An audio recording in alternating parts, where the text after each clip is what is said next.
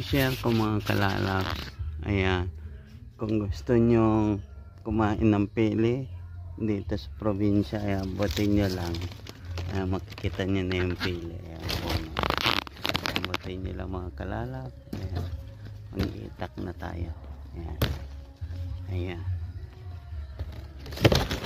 Ayan siya mga kalalabs, bababa lang. Ayan, share ko sa inyo. Ayan, kuha pa tayo. Ayan, ayan.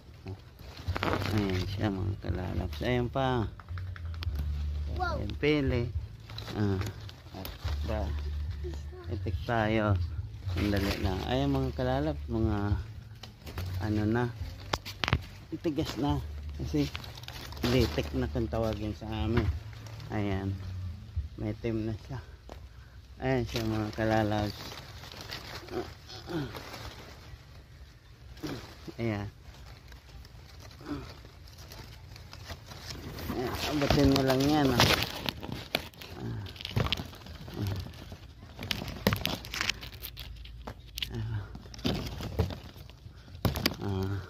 Dami mga kalalabs. Ayan mga bunga, oh.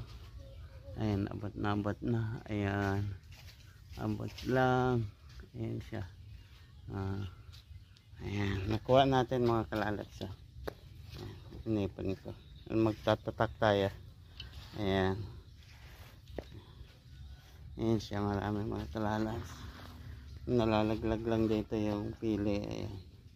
Pati mga santol mga kalalabs, ganun din, daming hulog.